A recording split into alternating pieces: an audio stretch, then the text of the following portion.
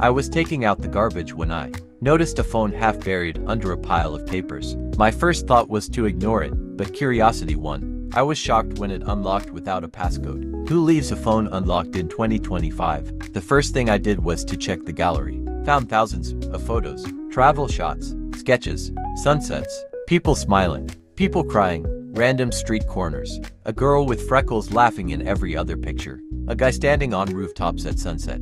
It felt like someone was trying to capture life in pieces. Then I opened the messages, dozens of unread texts from one contact. Please come back, I'm worried. I don't know what you're planning, but don't do anything stupid. You don't have to run again. My heart sank. These weren't normal messages. These sounded like someone terrified of losing the owner. Again, I didn't know them, but something about their world, the messiness, the beauty, the fear pulled me in. I hesitated for a long minute. Then, finally, I replied, I found this phone. Are you okay?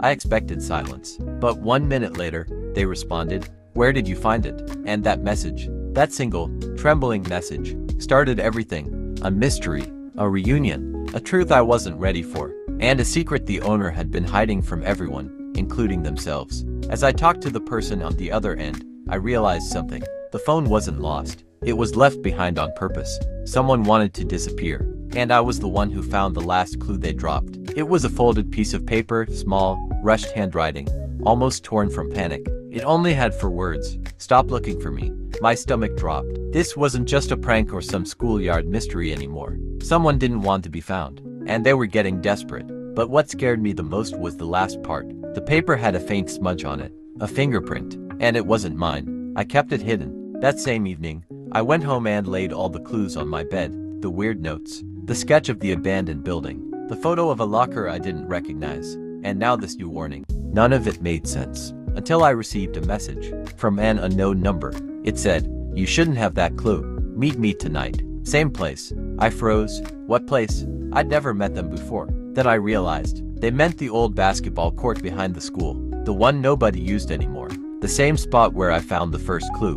I shouldn't have gone, but curiosity, fear, and the need to protect whoever was involved pushed me forward. When I arrived, the court was empty, except for a backpack left at center court. Inside were a phone, a student ID face scratched out, a voice recorder, and a map. The map had a circle around a location deep behind the school, a restricted area no one was allowed to enter. Before I could process anything, the phone inside the bag rang. I answered it. A shaky voice whispered, please, stop following the clues. You don't know what you're getting into. They're looking for me, and now they're looking for you. I tried to ask who they were, but the call ended instantly. I panicked and dropped the phone, and it started vibrating again. But this time, it wasn't the same person calling. It was a number I recognized. My best friend. Where are you? They asked, out of breath. You need to get home. Someone's been asking around for you.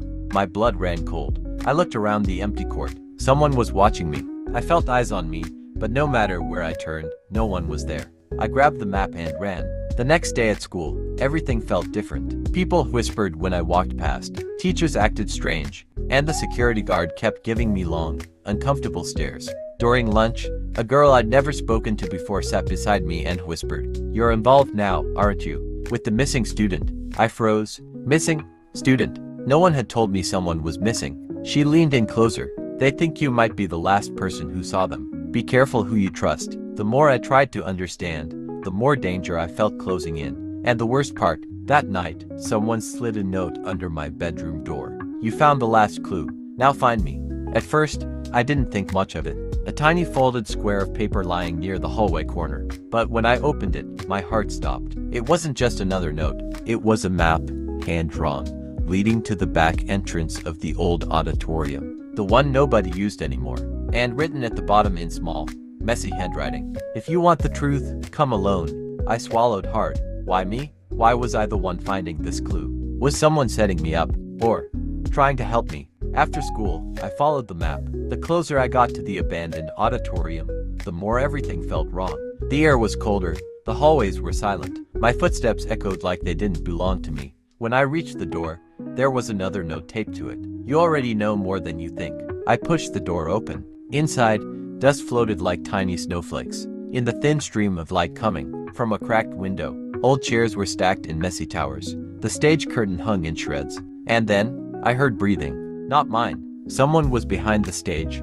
I stepped closer, heart pounding so loudly I swore whoever was there could hear it too. "Hello," I whispered. No response, just movement. Careful, slow movement. I walked around the side of the stage and finally saw them. A figure crouched down, holding something in their hands. When they looked up, I froze. It was the same person who had been connected to every clue, every rumor, every strange moment leading up to this. Their face was tired, like they hadn't slept in days. "You weren't supposed to find that last clue," they said quietly. "Then why leave it?" I asked. They shook their head. "I dropped it by accident. And now, I guess you deserve to know the truth." They handed me a worn-out notebook. The same notebook that had appeared in several rumors but was always denied. Inside were pages full of overheard conversations, notes about people in school, secrets, arguments, things that were never meant to be written down. It was basically a record of everything happening behind the scenes. Things students didn't know teachers were discussing. Things teachers didn't know students were planning. Things friends never told each other. Everything. "This is what everyone has been looking for," they said. "And if they know you have it, they'll come for you too." I leaned back, shocked. Why me? Why involve me at all? They looked directly into my eyes. "Because you're the only one who never lies. And right now, you're the only one who can expose the truth without twisting it." I didn't know what to say. But before I could answer, we heard footsteps outside the auditorium. More than one person. More than two. Someone had followed me. They were coming.